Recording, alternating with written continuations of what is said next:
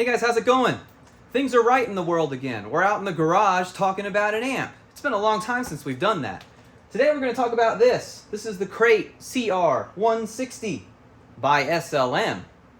It is the Crate Special Anniversary Edition, number 175. I wasn't looking for this amp.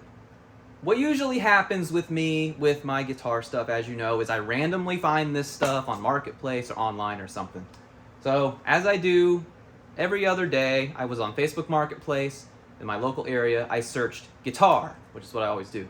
This thing came up. I think he asked me, he wanted 20 bucks for it or something. And look at it. Oh no. Crap, right? Crate's terrible, right? Crate is like, man, they were the Spider before the Spider. They were the Marshall MG before the Marshall MG, right? A lot of you guys started on a Crate though, and maybe there's a special place for them in your heart. Normally I would not have batted an eye at this and I would have moved on, but I mean, a $20 Crate is nothing. But I saw this, and it says Special Anniversary Edition, and it's numbered. I did a lot of research, and I found nothing about this amp. I can't find any details about it anywhere. I can't do what I did with the Black Label Strat and give you a legend or a story or something for you to argue with me about in the comments, because I can't find anything. So instead of this being a super interesting story, this is just going to be a review. So I'm going to pick the camera up now, and I'm going to show you some more details about what this amp is, and I don't know, start building your expectations, I guess, as you look at it. Here's a better look at the front of the amp. So I'm actually going to pull this out. So this amp is not in very good condition. I'm going to say that right off the bat. I don't know if the high input even works, but it's broken off. I could fix that pretty easily, but I haven't tried it. So up here on the front panel, you've got high and low, okay? And you have two channels. You've got your clean regular channel over here with gain, bass, mid, and treble with a bright switch. Then over here, you've got your overdrive channel with overdrive gain and overdrive level. You have a master volume, and the master volume does affect both channels. I do like that. So if you can get these two channels to sound the same volume, you can use your master to adjust all of the volume instead of having to adjust both of them to be the same. You do have a spring reverb. There's your on-off switch. There's that Crate CR-160 by SLM. I do like this, the aesthetic of this amp though. How it's tan and it's got the wood grain. This is supposed to be a throwback. I'm gonna guess this came out in the 80s or 90s. So if we go down here, let's look at this right here. Special 60th anniversary model. There, 1982. So 1982 is when this came out. St. Louis Music Supply Company. This is number 175. So I thought it was cool just to have, you know, it looks like it belongs out in a garage, doesn't it? But obviously we want to know what it sounds like. But before we do that, let's flip it around and see what the back has hiding for us. So the back is interesting. It's clearly been modified by someone at some point, and we'll go over that in a second. But if we look up here at the top, you've got a power cable, which has been replaced. Let me show you the other end of it here. Yeah, this big yellow one right here, that didn't come with it. So somebody has put a new power cable on this amp. All right. It has an AC outlet, which I don't trust to use, but I wish amps had that now. That's pretty cool. You could plug maybe a pedal board or something in there. You have two jacks here. You've got your internal speaker jack, which is removable, and external. So in theory, you could plug two cabinets into this if you really wanted to, if you didn't want to use this. These do run in parallel. So if you plug something into the external jack, the internal speaker stays on. We've got 60 watts here at 4 ohms. So that's going to go up and down, whether you go up to 8, 16. Interestingly, it has a 2 ohm minimum. I think most amps today that are solid state would have a 2 ohm minimum, but they don't recommend that because it's not exactly safe impedance to run an amp at, so they just don't put that anymore. There's the serial number so that you can steal it and say that I stole your amp. Just kidding. This was made in America in St. Louis, so that's pretty cool. You do have an FX loop too, line in, line out. Rev Overdrive, this is just a foot switch. A 2-button foot switch works. I'm actually using this one, this Peavey one. So button 2 changes the channel, and button 1 turns the reverb on and off. I like that a whole lot. If we look at the speaker, because I couldn't find any details about this amp, I can't tell if it came with this. It does look like it's period correct. It looks like it could have come out in '82, but it also looks like it could be older. So I don't know if this came with it or not. I know that there are people who are buying these speakers up, though, with these square backs because of the nice vintage sound that they have. So, I mean, it was worth 20 bucks just for the speaker, in my opinion. And then there's this box that says SPK on off. Well, that's not factory. So I asked the guy about it when I picked it up, and he said, yeah, every time I turned the amp off, it made this loud popping sound, and I hated it. So I created a box so that I could keep the speaker off, turn it off before I turned the amp off so that it didn't pop anymore. So that's just how solid-state amps are. Some are louder than others. That leads me further to believe that this speaker is not stock if it was popping that loud. I can't imagine that it would be loud enough that it was like alarming him and scaring him, so he installed this box. It's probably not safe to run this with no load, so to leave it on the off position and turned on for a while is probably not a safe idea. But it is solid state. They're usually a lot hardier than valve amps anyway. What I usually do is I'll turn the amp on and then I'll flip the switch speaker on. I've not turned it on with the speaker in the on position yet because I'm kind of worried about what he told me about it making the popping sound. So there you go. I guess all that there's left to do now is to actually listen to it. So when I do the sound test, I'm actually going to put the camera really close to the amp so that the microphone's close to the speaker. I figure that's probably the best way to give you a good sound of what the internal speaker sounds like. We're going to listen to it built in, and then we're going to plug it into this Franken cab that I built out of an old sub box. This has a Peavey Scorpion speaker in it that came out of a Teal Stripe Bandit. I actually have 2 of these speakers and 2 boxes exactly like this, so I could run it in parallel if I wanted to have 2 of them. But for right now, I've just got the one right here set up. And when we run it, it'll be running out of this speaker. I'll let you listen to it. And then I'll put the camera kind of in the middle so that you can hear both of the speakers together. And then we can talk about what the amp sounds like and what we think about it. Okay, so I've got the amp on. I've got a Black Label Fender Strat, our favorite guitar here. And I've got it on the clean setting. So let's go ahead and listen to this and see how it sounds. This is on the neck position. I'm not going to tell you what position it's on because you'll be able to tell, but I'm going to be switching from neck to neck and middle to middle and bridge to bridge. You'll probably hear it switch. So let's start with just clean, no reverb, nothing.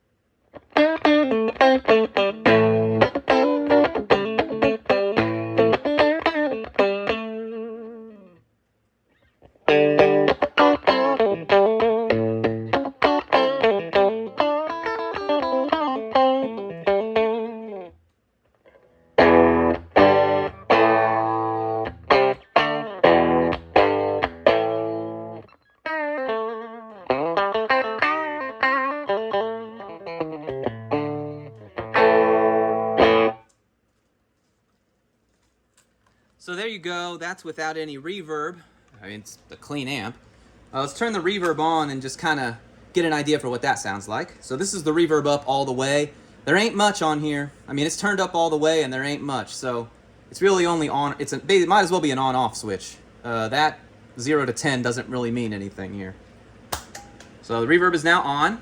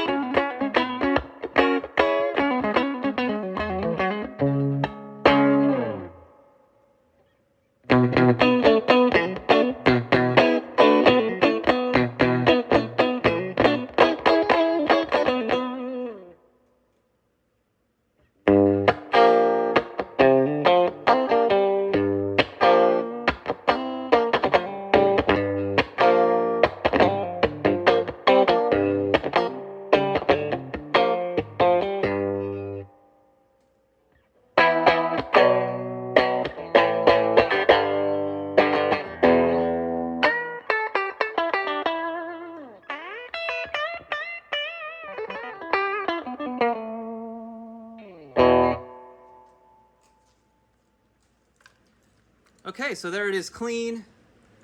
I think that sounds, you know, all right. It sounds great until you get to the bridge position. It sounds real, I don't know, real shrill. And that's with the treble turned down almost all the way and the bright switch off. You don't even want to know what the bright switch sounds like when it's on, do you? All right, let's do a quick demo of the bright switch. So here it is with it off.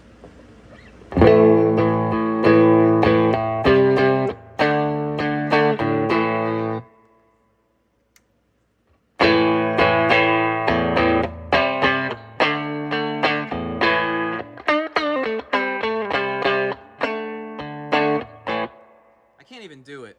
It hurts my head really bad to hear that, so we're turning that off.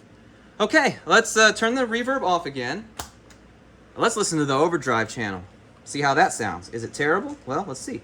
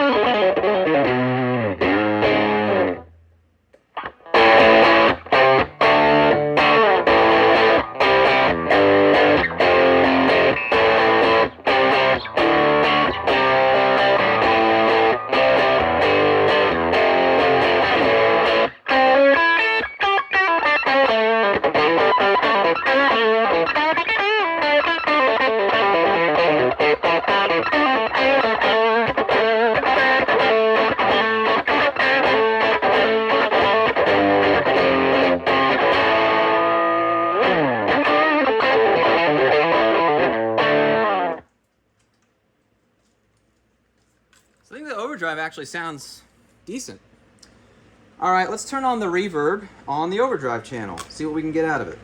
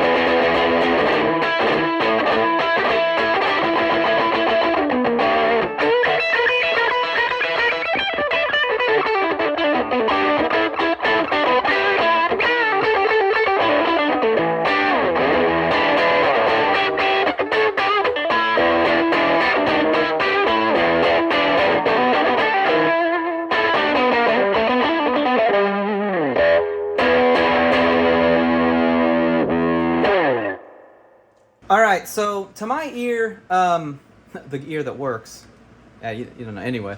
To my ear, the clean channel sounded pretty good on the neck positions, and the bridge position didn't sound so great clean. It sounded real ice picky, I guess is the best way I can describe it. I mean, the mids are turned almost all the way down, the trebles turned almost all the way down. I don't know if it's the speaker or what. And then with the overdrive channel, I think all the positions sound pretty good.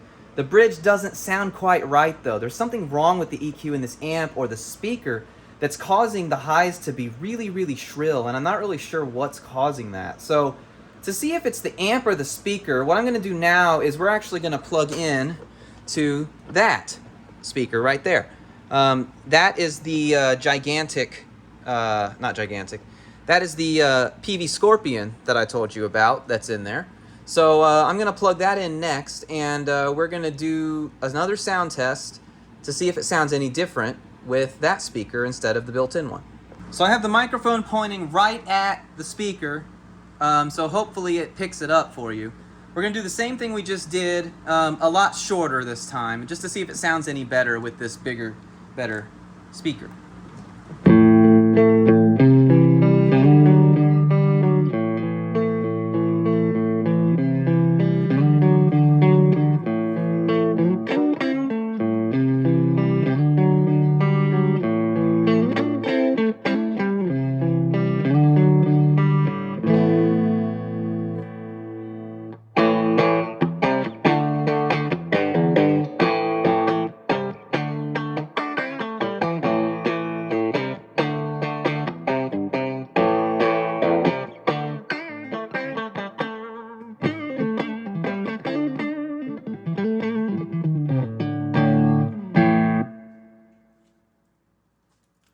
I can tell you right away that it sounds like there's a lot more bass coming out of the speaker in here.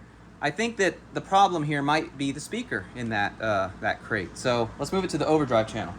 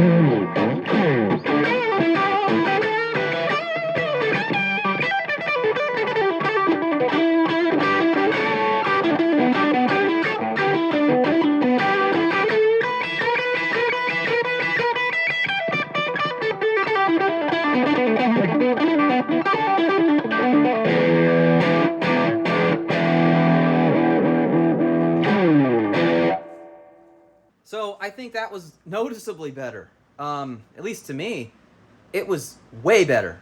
This isn't just about this crate. I don't expect, the video at the end isn't going to say, guys, I recommend you go find one of these. No, that's not what this is about. This is just, I found a random amp, thought it would be cool. If you happen to have one already or are looking at one, maybe this will be a resource for you. But this can serve another purpose, and the other purpose being, don't overlook your speakers, guys. If you got an amp and you don't want to give up on it, try another speaker. I mean, that speaker that I am using right now that we just did, night and day between the original speaker. It sounds amazing. I really like it. I wouldn't say that this even cracks the top 5 of my favorite amp sounds, though, of what I own. I can't say that I'm going to gig it, but I think it's cool. It's a nice little novelty. It's something unique and interesting to have.